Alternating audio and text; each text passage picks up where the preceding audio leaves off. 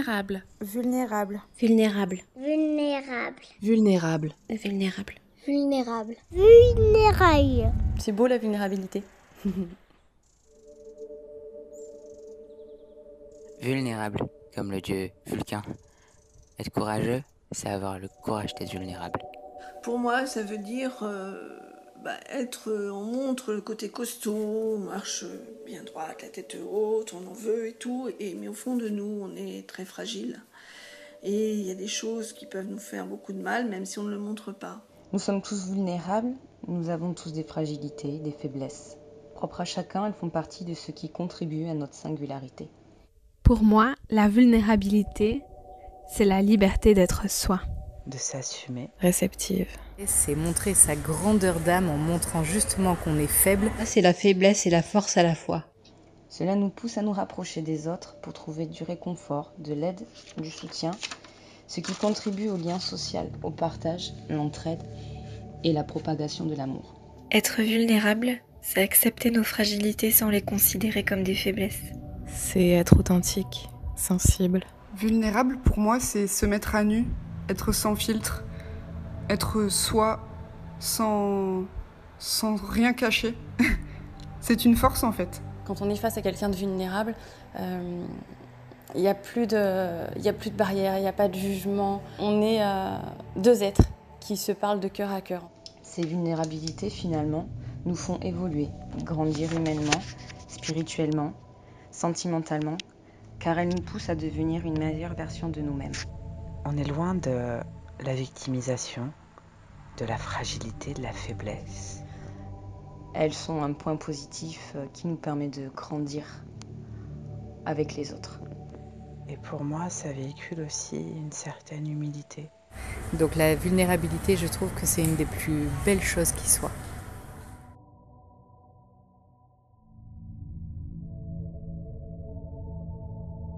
On est vulnérable dans ce monde parce que voilà, on est tous soumis au changement. Le changement, ce n'est pas forcément quelque chose de négatif, ça peut aller aussi vers le positif, mais forcément, ça nous rend vulnérables. Moi, j'ai vraiment vécu une grande période de vulnérabilité physique, puisque je suis tombée malade, que j'ai eu une maladie auto-immune à 33 ans, un truc comme ça, qui a duré, enfin qui est encore là, mais disons que j'ai été vraiment très très fragile et très vulnérable pendant une période d'une dizaine d'années. Et donc en fait, voilà, ça m'a fait prendre conscience de cette vulnérabilité. Et paradoxalement, le fait d'en prendre conscience, c'est une grande force.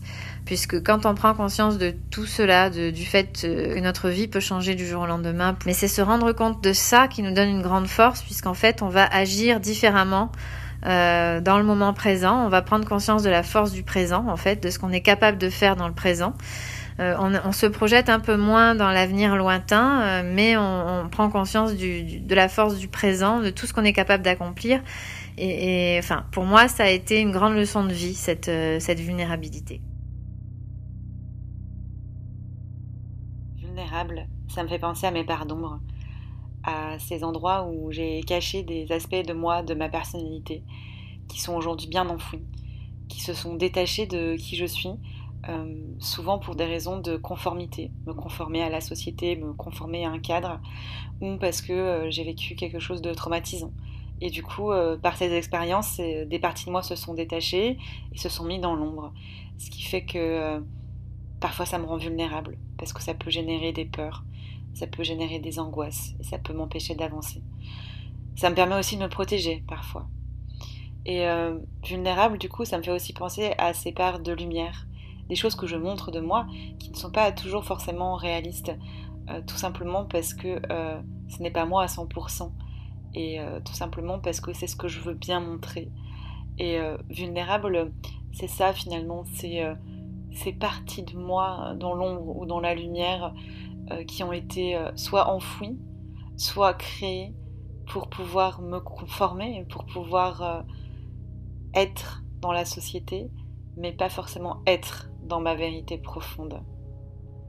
Parfois ça me protège, parfois ça me bloque.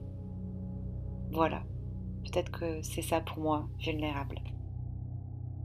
Jusqu'à il y a quelque temps, je m'interdisais le fait que je pouvais être vulnérable par rapport à l'histoire de vie, comme chacun peut avoir son histoire de vie. Et je m'interdisais d'être vulnérable, je m'interdisais de pleurer, je m'interdisais d'être... Je mettais ça en lien avec la fragilité, la vulnérabilité.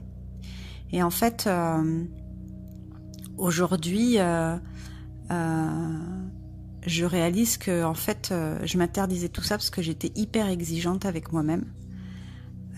Je m'autorisais pas d'être plus flexible, plus douce, plus tolérante. Et dès l'instant où j'ai accepté cette part de moi, de vulnérabilité, je me suis rendu compte que j'étais capable de m'accepter entièrement, autant dans ma force, parce que je sais que j'en ai, et je pense que d'être vulnérable aussi, c'est une force. Et dans ce côté, oui, où on a le droit d'avoir ses émotions, et on a le droit de tout exprimer, et dans sa force et dans sa vulnérabilité, et dans qui on est, quoi, même sans mettre de mots dessus. En fait, tout simplement être avec tout ce qu'on a, tout ce qu'on a eu et tout ce qu'on est. Vulnérable, c'est comme ça que je me sens quand il y a plus de 1000 scientifiques qui alertent les gouvernements, le monde, les citoyens du monde entier pour nous dire que l'effondrement arrive et qu'on est au bord du mur et qu'il faut absolument agir pour que l'humanité survive à ces conneries.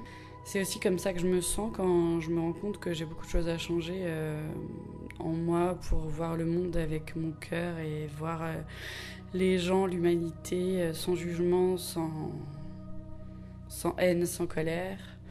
C'est aussi comme ça que j'ai envie d'avancer dans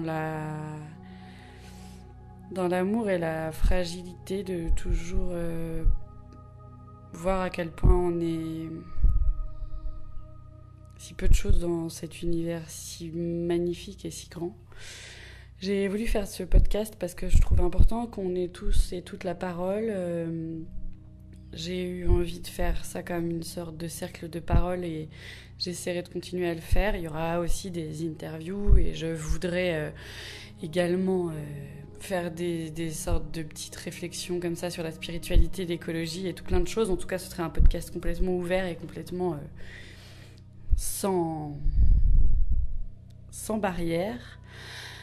Je voudrais remercier toutes les femmes, mes filles, l'homme, qui m'ont envoyé leurs audios. En fait, j'ai un compte Instagram au nom de Marie Youpi et j'ai demandé à ma communauté de m'envoyer des audios sur la vulnérabilité. Donc, je remercie tout le monde parce que j'ai trouvé ça tellement chouette. Ça va être ça aussi, j'espère, ce podcast, c'est donner la parole et des pistes de réflexion pour qu'on se rende compte qu'on est tous un, qu'on est tous pareils, qu'on est tous les mêmes, qu'on est tous dans la recherche d'un alignement avec le cœur, l'amour et la joie, qu'on peut tous s'entraider, qu'on peut tous être heureux ensemble, voilà. Alors, je suis pas Miss France, non. J'espère que ce podcast vous aura plu, j'espère qu'il y en aura des millions d'autres, et je vous remercie. Vulnérable, une femme nue ne cache jamais son visage.